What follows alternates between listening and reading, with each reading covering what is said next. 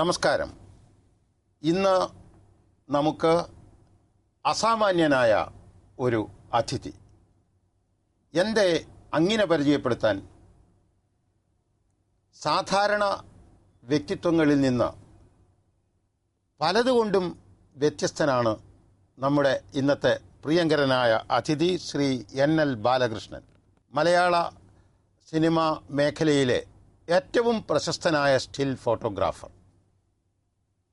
മലയാള സമൂഹത്തിലെ ഏറ്റവും വ്യത്യസ്തമായ സ്റ്റിൽ ഫോട്ടോ കൂടിയാണ് ശ്രീ NL ബാലകൃഷ്ണൻ. പ്രശസ്തനായ സ്റ്റിൽ ഫോട്ടോഗ്രാഫർ, നമ്മുടെ സമൂഹത്തിലെ പ്രശസ്തമായ സ്റ്റിൽ ഫോട്ടോ കൂടിയാണ് എന്ന് പറയുമ്പോൾ ആ വ്യക്തിത്വത്തിൻ്റെ സവിശേഷതയിലേക്ക് നാം നേരെ തൊടുകയാണ്. 100-ലേറെ ചിത്രങ്ങളിൽ അഭിനയിച്ചു, 100-ലേറെ ടെലിവിഷൻ പരമ്പരകളിൽ വ്യത്യസ്ത കഥാപാത്രങ്ങളെ പ്രതിനിധാനം ചെയ്തു. അസാധാരണമായ വ്യക്തിത്വം. അദ്ദേഹത്തിൻ്റെ വാക്കുകളിലൂടെ തന്നെ നമുക്ക് പ്രേക്ഷകർക്ക് അദ്ദേഹത്തെ പരിചയപ്പെടാം, മനസ്സിലാക്കാം. നമസ്കാരം.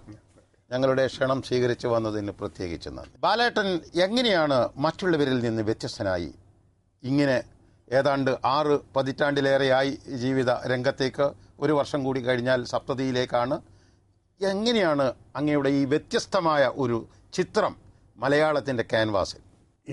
നമ്മളിപ്പോൾ സിനിമ സ്റ്റൈലിൽ പറയുകയാണെങ്കിൽ വിഷ്വൽ എന്ന് പറയും. ഒരു വിഷ്വൽ, എൻ്റെ വിഷ്വലിൻ്റെ അടിസ്ഥാനം എൻ്റെ അച്ഛനും അമ്മയാണ്. അമ്മ തന്നെ ഏതാണ്ട് 5 അടി 7 ഇഞ്ച് പൊക്കം ഉണ്ടായിരുന്നു, അച്ഛൻ ഏതാണ്ട് 6 അടി. അപ്പം ഞാൻ ഒറ്റ മകനാണ്. അപ്പം ജന്മന തന്നെ ഞാൻ ഈ ഒരു വിഷ്വലാണ്. പിന്നെ ഞാൻ എത്തിപ്പെട്ട മേഖലയിലൊക്കെ ഔചാരികമായിട്ട് എത്തിപ്പെട്ടാണ്. ഒന്നും ഇങ്ങനെ വേണം, ഇങ്ങനെ സ്റ്റിൽ ഫോട്ടോഗ്രാഫർ ആവണം, അഭിനയിക്കണമെന്നൊന്നും ഒരിക്കലും കരുതിയല്ല. എൻ്റെ അച്ഛന് ആണെങ്കിൽ എന്നെ ഒരു പട്ടാളത്തുകാരൻ അല്ലെങ്കിൽ ഒരു പോലീസുകാരനാക്കണമെന്നായിരുന്നു. അത് കാരണമുണ്ട്. 2ാം ലോകമഹായുദ്ധം കഴിഞ്ഞപ്പോൾ അച്ഛൻ പട്ടാളത്തിൽ കൂലി ഈ യുദ്ധം കഴിഞ്ഞിട്ട് ഈ ക്ലീൻ ചെയ്യാൻ, ബർമ്മ ആ ഭാഗങ്ങളൊക്കെ ക്ലീൻ ചെയ്യാനായിട്ട് കൂലി പട്ടാളത്തിൽ. അന്നേ നമ്മളെ നാട്ടിലൊക്കെ ഉള്ള ഒരു അച്ഛനും അമ്മയൊക്കെ ഒരു കൂട്ടി വരുന്ന ഇവനെ പട്ടാളം അല്ലെങ്കിൽ പോലീസാക്കണമെന്നുള്ളതായിരുന്നു. അപ്പോൾ അതൊന്നും ആയില്ല. ഞാൻ ഈ വന്നതൊക്കെ എത്തിപ്പെട്ടതൊക്കെ അവിചാരിതമായിട്ട് വന്നതാണ്. പിന്നെ എൻ്റെ ഈ ആകാരം അച്ഛൻ്റെ അമ്മേരെയും. ആ ആകാരം മാത്രമല്ലല്ലോ, ജീവിത വീക്ഷണത്തിൽ ബാലേട്ടൻ വിശ്വസിക്കുന്ന കാര്യങ്ങൾ വിളിച്ചു പറയുന്നു.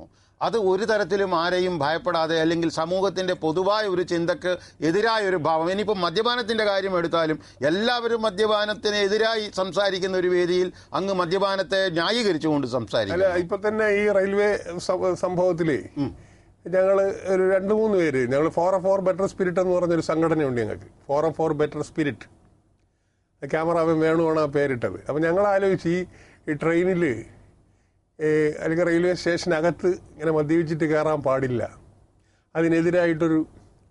പിന്നെ എൻ്റെ കൂടെ ഉണ്ടായിരുന്ന ആളെ തന്നെ പറഞ്ഞു, നമ്മളെ മക്കളൊക്കെ പ്രായമായി വന്ന് അച്ഛനൊക്കെ ഇനിയും, ഞാൻ പറയും എനിക്ക് അതിൽ പേടിയൊന്നുമില്ല, നമുക്കത് ചെയ്യാമെന്ന് പറഞ്ഞേ. പക്ഷെ അതിനിടയ്ക്ക് തന്നെ പിന്നെ ചാനലുകാരും പത്രക്കാരും ഒക്കെ അതിനെ ഏറ്റെടുത്ത് ഒരു വഴിയാക്കി വെച്ചിട്ടുണ്ടത്. അത് ശരി.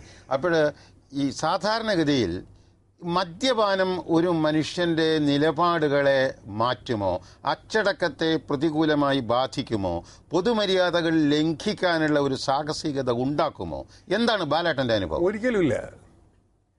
മദ്യം കഴിച്ചെന്ന് വെച്ചാൽ ആരും അങ്ങനെ ഒരു അഡിക്റ്റ് ആവില്ല. ഒരു പൊതുസ്ഥലത്തായാലും പിന്നെ സ്വകാര്യ ഒരു സ്ഥലത്തിരുന്ന് കഴിച്ചാലും അത് ചിലരെ ഒരു സ്വഭാവ വൈചിത്ര്യമെന്നാണ് എനിക്ക് തോന്നുന്നത്. മദ്യപാനം കൊണ്ട് എനിക്ക് ഒരുപാട് സുഹൃത്തുക്കളെ കിട്ടിയിട്ടേ ഉള്ളൂ, ഒരുപാട് സുഹൃത്തുക്കൾ. അപ്പോൾ ഇതിനിടയ്ക്ക് കൊള്ളരുതാത്ത സുഹൃത്തുക്കളുണ്ട്. എങ്കിൽ തന്നെ ഒരു 90% നല്ല സുഹൃത്തുക്കളെ കിട്ടിയിട്ടുള്ളതൊക്കെ മദ്യപാനത്തിൻ്റെ, അത് ജോൺ അബ്രഹാം, അക്ഷര അയ്യപ്പൻ, അങ്ങനെ ആ ഒരു ശൃംഖല ഇങ്ങനെ നീണ്ടുപോകും. ജോൺ അബ്രഹാമിൻ്റെ കാര്യം പറഞ്ഞപ്പോഴാണ് ചിലപ്പോൾ അദ്ദേഹം അമിതമായ മദ്യപാനം കൊണ്ടാണെന്ന് പ്രത്യേകിച്ച് പറയാൻ പറ്റുകയില്ല. അദ്ദേഹത്തിൻ്റെ ജീവിത ദർശനത്തിൻ്റെ ഭാഗമായി ചിലപ്പോൾ തെരുവോരത്തായാലും അവിടെ കിടന്നുറങ്ങണമെന്ന് തോന്നുമ്പോൾ ഉറങ്ങും. അങ്ങനെ ജീവിതത്തെ വളരെ വ്യത്യസ്തമായ രീതിയിൽ സമീപിക്കാൻ മദ്യം മനുഷ്യന് കരുത്ത് നൽകുമോ? അത് പിന്നെ നൽകും. ഇപ്പം കഴിക്കാത്ത ഒരാൾ കഴിക്കുമ്പോൾ, ഇപ്പം ഞാൻ പേര് പറയുന്നില്ല, ചിലർക്ക് കവിത എഴുതണമെങ്കിൽ ഇത്തിരി ലഹരി വേണം, ചിലർക്ക് അഭിനയിക്കണമെങ്കിൽ ഇത്തിരി ലഹരി എന്ന് പറഞ്ഞാൽ മറ്റേ ഗഞ്ച പോലെ എന്തെങ്കിലും. അങ്ങനെ എനിക്ക് ചില അനുഭവങ്ങളുണ്ട്. അതിപ്പോൾ ഒരു വ്യക്തിഹത്യ ആയി പോകുന്നുള്ളതുകൊണ്ട് ഞാൻ പറയുന്നില്ല. ഒരു ആർട്ടിസ്റ്റിൻ്റെ, ഒരു ഫീമെയിൽ ആർട്ടിസ്റ്റിൻ്റെ അഭിനയിക്കാൻ നമ്മളെ ഒരു നടൻ ഒരു പടത്തിൽ, ഞാൻ അതിൻ്റെ സ്റ്റിൽ ഫോട്ടോഗ്രാഫർ, രഹസ്യമായിട്ട് അയാൾ ലഹരി ഉപയോഗിച്ചിട്ടാണ് വന്നത്. അപ്പോൾ നമ്മൾ ചോദിച്ചപ്പോൾ പറഞ്ഞാൽ അതൊരു കോൺഫിഡൻസിന് വേണ്ടിയാണ്. അങ്ങനെ ചെയ്യുന്നവരുണ്ട്. 10ാം ക്ലാസ് പഠനത്തിന് ശേഷം നേരെ പോകുന്നത് ചിത്രകലാ പഠനത്തിനാണ്. പാളയത്തിലുള്ള സ്കൂൾ ഓഫ് ആർട്സ് അല്ലേ? അത് ആരുടെ പ്രേരണ അനുസരിച്ചായിരുന്നു? അത് ഒരു സുകുമാരൻ നായർ, വലിയശാല, അദ്ദേഹം എൻ്റെ ഹെഡ് മാസ്റ്റർ ആയിരുന്നില്ല, എൻ്റെ ഹിന്ദി സാറായിരുന്നു. അത് ശരി. പിൽക്കാലത്ത് അദ്ദേഹം തുണ്ടത്തി സ്കൂളിൽ നിന്ന്. അപ്പോൾ അദ്ദേഹം ആ സ്കൂളിലൊരു വലിയ കലാകാരനായിരുന്നു. ഈ ഗ്ലോബ് ഉണ്ടാക്കിയിട്ട് അതിൽ വെള്ളം നിറച്ച് നിർത്തുക, പിന്നെ കുട്ടികളെ നാടകം പഠിപ്പിച്ച് രംഗത്ത് കൊണ്ടിരിക്കുക, ചിത്രകല സമയം കിട്ടുമ്പോൾ ഒക്കെ പഠിപ്പിക്കുക. അദ്ദേഹം ഇപ്പോഴും ജീവിച്ചിരിക്കുന്ന ആളാണ്. അത് ശരി. വലിയശാല സുകുമാരൻ നായർ എന്ന് പറയും. അദ്ദേഹം ഹിന്ദിയാണ് പഠിപ്പിച്ചത്. ഹിന്ദിയാണ് പഠിപ്പിച്ചത്. ഹിന്ദി പഠനത്തിൽ താല്പര്യമുണ്ടായിരുന്നോ? ഇല്ല, എനിക്ക് താല്പര്യമില്ലായിരുന്നു. അത് ശരി. ഞാൻ അന്ന് ഈ പിള്ളേരെ നോട്ട് ബുക്കിൽ റെക്കോർഡൊക്കെ വരച്ചു കൊടുക്കാനും കളിക്കാനും, കളി ഗ്രൗണ്ടിലും, പിന്നെ അവിടെ അത്യാവശ്യം ഒരു തെങ്ങും തോപ്പിനകത്താണ്, അത്യാവശ്യം തെങ്ങ് കയറി ഇളനീരിടാനും.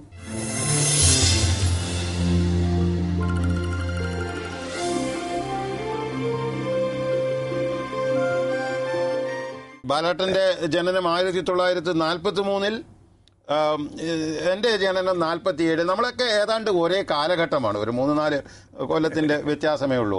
ഓർക്കുന്നു, അക്കാലത്ത് കണക്ക് വാദ്യാന്മാർ, കണക്ക് പഠിപ്പിക്കുന്ന അധ്യാപകന്മാരും ഹിന്ദി പഠിപ്പിക്കുന്ന അധ്യാപകന്മാരും പൊതുവെ കുട്ടികളെ ശിക്ഷിക്കേണ്ടി വരുന്ന ഒരു കാലഘട്ടം ഓർമ്മയുണ്ട്. കാരണം കണക്കിലും പലരും മോശമാണ്, ഹിന്ദിയിൽ പലർക്കും അന്ന് താല്പര്യം ഉണ്ടായിരുന്നു. ഞാൻ കണക്കിന് മോശമായിരുന്നു. അപ്പോൾ ഈ സുകുമാരൻ സാറ് ഒരുപക്ഷെ ബാലേട്ടൻ ഹിന്ദി പഠിക്കുന്ന കാര്യത്തിൽ പുറകോട്ടാണ്, പക്ഷേ എങ്കിലും വളരെ വാത്സല്യത്തോടുകൂടി പിന്നെ കുട്ടി പോയി ചിത്രകല പഠിക്കണമെന്നൊക്കെ പറയാൻ ഇടയാക്കിയ ആ സാഹചര്യം, നിങ്ങൾ തമ്മിലുള്ള ആ ബന്ധം, അന്നത്തെ അധ്യാപകർ ശിഷ്യർ അവർ തമ്മിലുള്ള ഒരു പ്രത്യേക, അന്നത്തെ അധ്യാപകരിൽ ഒരു കാര്യമുണ്ട്. പിന്നെ പിൽക്കാലത്ത് ഗാന്ധി യൂണിവേഴ്സിറ്റി വൈസ് ചാൻസലർ ആയിരുന്ന എം സുകുമാരൻ നായർ സാർ നമ്മളെ സ്കൂളിൽ എന്നെ മാത്തമാറ്റിക്സ് പഠിപ്പിച്ചിട്ടുണ്ട്. അദ്ദേഹം ഒരിക്കലും പറഞ്ഞിട്ടില്ല ഞാനിങ്ങനെ ഒരു സ്കൂളിൽ കണക്ക് വാദ്യരായിരുന്നു. അദ്ദേഹം പിൽക്കാലത്ത് ഗാന്ധി യൂണിവേഴ്സിറ്റി വൈസ് ചാൻസലറായിരുന്നു, റിട്ടയറായ ആളാണ്, പ്രസിദ്ധ ചിത്രകാരൻ എം രാമേന്ദ്രൻ്റെ ബ്രദർ. അപ്പോൾ അദ്ദേഹം വരെ പഠിപ്പിച്ചിട്ട് ഞാൻ രക്ഷപ്പെട്ടില്ല എന്നുള്ളതാണ്. ശരി. അപ്പോൾ അവിടെ എങ്കിലും എൻ്റെ അടുത്തൊരു പ്രത്യേക വാത്സല്യം ഉണ്ടായിരുന്നു ആ സ്കൂളിലെ അധ്യാപകർക്കൊക്കെ. അതെ അതെ. അന്ന് കുട്ടിക്കാലത്ത് പറഞ്ഞല്ലോ, നല്ല ഉയരം, ഒത്ത തടി. കുട്ടിക്കാലത്ത് ഈ UP സ്കൂളിൻ്റെ ആ ഘട്ടങ്ങളിലൊക്കെ, അല്ലെങ്കിൽ ഹൈസ്കൂളിൻ്റെ, എങ്ങനെയായിരുന്നു അന്നത്തെ സതീർത്ഥ്യന്മാർ, അന്നത്തെ കൂട്ടുകാർ, അവർക്കിടയിൽ ബാലേട്ടൻ ഒന്ന്? എനിക്ക് തടി അന്നും കൂടുതലുണ്ട്. അതെ, സ്കൂളിൽ പഠിക്കുമ്പോഴേ. അപ്പോൾ അവരൊക്കെ എന്നെ അന്ന് ഒരു പ്രത്യേക പേരിട്ട് വിളിക്കുമായിരുന്നു, ചക്ക ബാലകൃഷ്ണൻ. ഞാനിങ്ങനെ ഇരുന്നുണ്ട്. അതെ അതെ. അപ്പൊ അവരുടെ ഇടയിലൊക്കെ ഞാൻ നിന്ന് കഴിഞ്ഞാൽ വേറിട്ട ഒരു വ്യക്തിത്വമായിരുന്നു. പക്ഷെ പഠനത്തിൽ ഞാൻ മോശമായിരുന്നു, എന്നെക്കാളും നല്ല പഠിക്കുന്നവർ ഉണ്ടായിരുന്നു. അന്ന് ശാരീരികമായി നല്ല പുഷ്ടിയുള്ള കുട്ടികൾക്ക് ശോഭിക്കാവുന്ന മറ്റേതെങ്കിലും രംഗങ്ങൾ സ്കൂളുകളിൽ, പിന്നെ കായിക വിനോദ രംഗങ്ങളിൽ, അല്ലെങ്കിൽ അന്ന് സ്കൂൾ നാടകങ്ങളൊക്കെ ഉണ്ടായിരുന്നുവോ? എന്താണ് ആ സ്കൂൾ ജീവിതകാലത്തെ? സ്കൂൾ ജീവിതകാലം എന്ന് പറഞ്ഞാൽ അന്ന് അവിടെ വോളിബോൾ ടീമിൽ ഞാൻ ഉണ്ടായിരുന്നു. ക്യാപ്റ്റൻ ഒരു ഗോപി എന്ന് പറഞ്ഞ വേറൊരു കക്ഷിയായിരുന്നു. പിന്നെ നമ്മൾ നാടകം, അത് ഈ ഹിന്ദി സാറാണ്. ശരി. CL ജോസിൻ്റെ നക്ഷത്രവിളക്ക്, തീപിടിച്ച ആത്മാവ്, ആ നാടകമൊക്കെ അദ്ദേഹം തന്നെ പഠിപ്പിച്ച് സ്റ്റേജിൽ. അപ്പോൾ അദ്ദേഹമാണ് എൻ്റെ മുഖത്ത് ആദ്യമായിട്ട് ചായം തേച്ച് തരുന്നത്. എന്തായിരുന്നു വേഷം ആദ്യത്തേത്? അതൊരു പിന്നെ ഒരു തറവാടിലെ ഒരു കാരണവർ വേഷമായിരുന്നു. പിന്നെ അന്ന് ഈ യൂത്ത് ഫെസ്റ്റിവലാണ് ഉള്ളത്, ഇന്നത്തെ കലോത്സവങ്ങളല്ല. അത് ഈ മോഡൽ സ്കൂളിൽ ഒരു ഫാൻസി ഡ്രസ്സ്, അതിൽ നരസിംഹാവതാരമായിരുന്നു. ഇങ്ങനെ തൂണ് പുളർന്ന് വരുന്ന. അതിന് നമുക്ക് ഈ തിരുവനന്തപുരം ജില്ലയ്ക്ക് ഫസ്റ്റ് പ്രൈസും കിട്ടി. അന്നും എൻ്റെ മുഖത്ത് ചായം തേച്ച് തന്ന ഈ സുകുമാരൻ സാറാണ്. അതൊരു രാശിയുള്ള കൈയായിരുന്നു. അതെ അതെ. അപ്പൊ അദ്ദേഹം ആണ് എൻ്റെ അടുത്ത് ഞാൻ ഈ SLC തോക്കുമ്പോൾ ഇങ്ങനെ ഞാൻ കണ്ണൊക്കെ നിറഞ്ഞ് നിൽക്കുമ്പം എൻ്റെ അടുത്ത് ഒരു കേരളകൗമുദി പത്രം തന്നിട്ട് എൻ്റെ അടുത്ത് പറയും, ബാലൻ വിഷമിക്കണ്ട, ഇനിയിപ്പോൾ ഹിന്ദി പഠിച്ച ബാലന് തലയിൽ കയറില്ല, കണക്കും തദൈവ. ഇപ്പോൾ സ്കൂൾ ഓഫ് ആർട്സിൽ HHM Maharaja school of arts, ഇപ്പം കോളേജ് ഓഫ് ഫൈൻ ആർട്സ്, അതെ, അവിടെ പഠനത്തിന് ആളെടുക്കുന്നുണ്ട്. എന്നാൽ ഇതിനകത്ത് ആപ്ലിക്കേഷൻ്റെ ഒക്കെ ഉണ്ട്, ഒന്ന് കൂടെന്ന് പറഞ്ഞു. അങ്ങനെ കൊടുത്താണ് ഞാൻ 1961 65 ബാച്ചായിരുന്നു. അത് ശരി, 4 വർഷം പഠിച്ചു. 5 വർഷം. ഞാൻ 4 വർഷം പഠിച്ചപ്പോൾ എൻ്റെ ഒരു അധ്യാപകൻ 65 റിട്ടയർ ആവുള്ളൂ. അപ്പോൾ അതേ റിട്ടയർ ആവാൻ ഞാൻ കാത്തിരുന്നിട്ട് ഞാൻ ഒരു കൊല്ലം പരീക്ഷ എഴുതിയില്ല, അടുത്ത കൊല്ലം കൂടി ഇരുന്ന് പഠിച്ചു. അതെന്താ അങ്ങനെ? അല്ല, അധ്യാപകനുമായിട്ടുള്ള അത്ര ഒരു അടുപ്പം. അത് ശരി, ഒരു വർഷം കൂടെ പോട്ടെന്ന് വിചാരിച്ചിട്ട് പഠിച്ചില്ല. അല്ല, അന്നും സ്കൂളിൽ അല്ല, ഇവിടെ സ്കൂൾ ഓഫ് ആർട്സ് വരാം, ശരി, സിലബസ് അറ്റൻഡ് ചെയ്യാം. പക്ഷെ ആ 3 കൊല്ലം പരീക്ഷ എഴുതിയില്ല, മറ്റേ കൊല്ലം ഈ അധ്യാപകനോടുള്ള പ്രിയം കൊണ്ട്. അത് ശരി.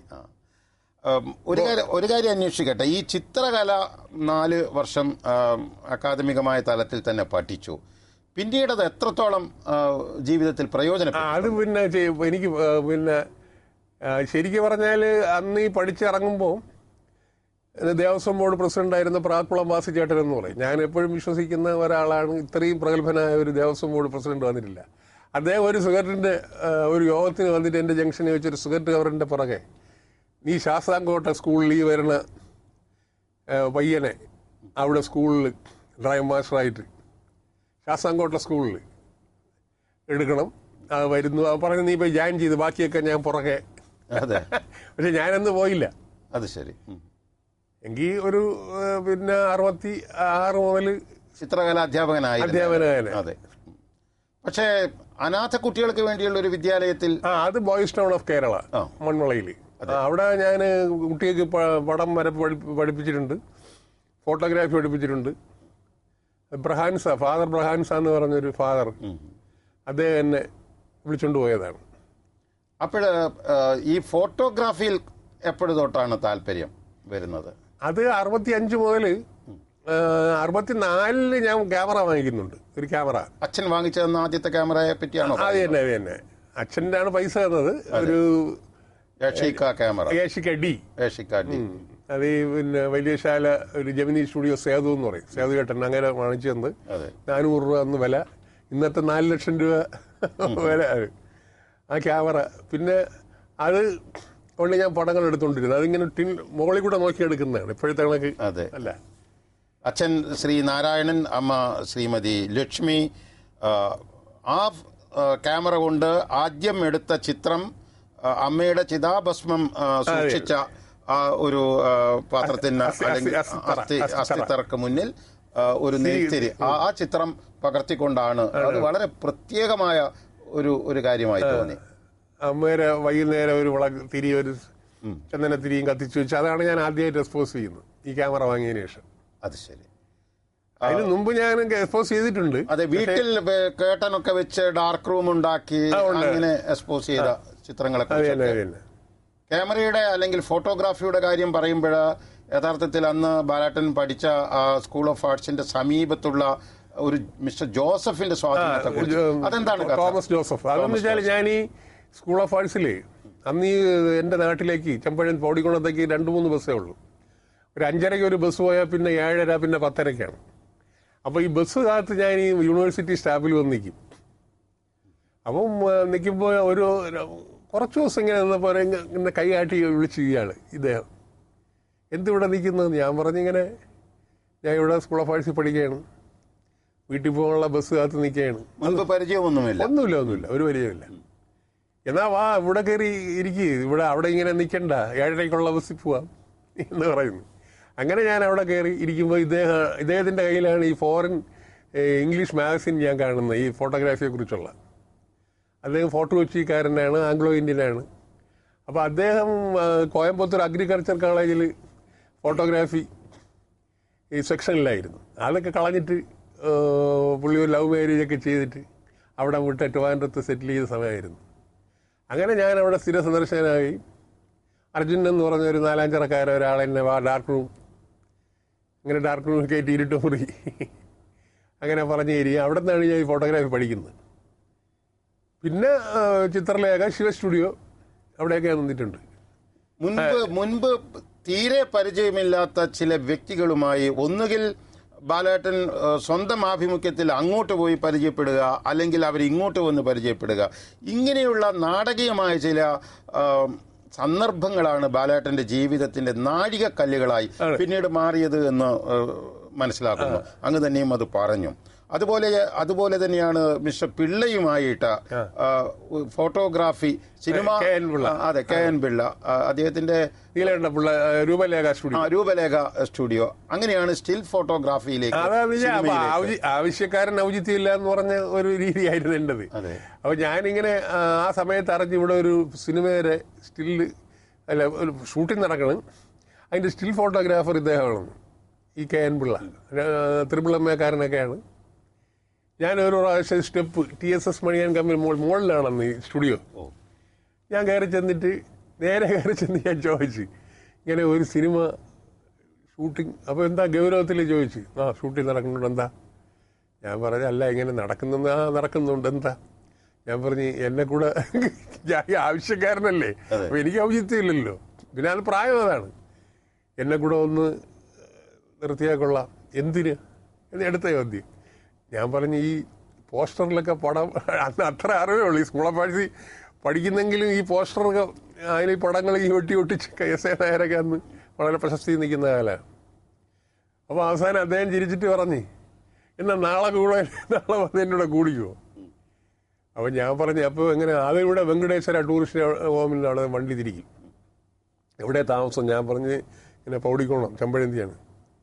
അങ്ങനെ സമയത്തെത്തുമോ? ഞാൻ പറഞ്ഞെത്തും. അങ്ങനെ ഫസ്റ്റ് ബസ്സിൽ പിറ്റേന്ന് ഞാൻ വെങ്കടേശ്വരി വന്നിട്ട്, അപ്പോൾ അവിടെ ഈ ശക്തിമാൻ ട്രക്കാണ്, ഈ മിലിറ്ററി എന്നൊക്കെ ഓപ്ഷൻ ചെയ്ത് മദ്രാസ് യൂണിറ്റാണ്. ശക്തിമാൻ ട്രക്കിൽ കയറിയാണ് വെള്ളായണിയിൽ കള്ളിച്ചെല്ലമ്മ ഭാസ്കർ മാസ്റ്റർ സംവിധാനം. ഇന്ത്യയിലെ ആദ്യത്തെ ഓരോ കളർ ഫിലിമാണ്. യുവരാജഗോപാൽ ക്യാമറ, പ്രൊഡ്യൂസർ ശോഭന പരമേശ്വരൻ നായർ, അതേ ഈ ഇടയ്ക്കാണ് മരിച്ചത്. അങ്ങനെ അതാണ് ബ്രഹ്മാനന്ദൻ ആദ്യം പാടുന്നത്. MG രാധാകൃഷ്ണൻ ആദ്യം ഒരു ഹരികഥാ കാലക്ഷേപം അതിന് പാടുന്ന പാട്ട് അതിലാണ്. അങ്ങനെ ഫസ്റ്റ് ഡേ എന്ന് ഷൂട്ട് ചെയ്തപ്പോൾ ഈ ശീല മണ്ണ് ചവിട്ടി കുഴയ്ക്കുന്ന ഒരു സീനാണ്. അപ്പോൾ ഞാൻ ക്യാമറയുടെ ഫ്രണ്ടിൽ എൻ്റെ ഇങ്ങനെ ഇരുന്നിട്ട് ഇവരെ കാലിൻ്റെ ഭംഗി നോക്കി ഞാൻ ഇങ്ങനെ ഫോക്കസ് ചെയ്ത് അപ്പോൾ ഈ രാജഗോപാലൻ്റെ തലയിലിട്ട് മതി എണീക്ക് എന്ന് പറഞ്ഞ് ഞാൻ പിന്നെ ക്ലിക്ക് ചെയ്തിട്ട് എണീറ്റ്. അങ്ങനെയാണ് എൻ്റെ ആദ്യത്തെ സിനിമ സ്റ്റില്ലിൻ്റെ ഒരു എക്സ്പീരിയൻസ്.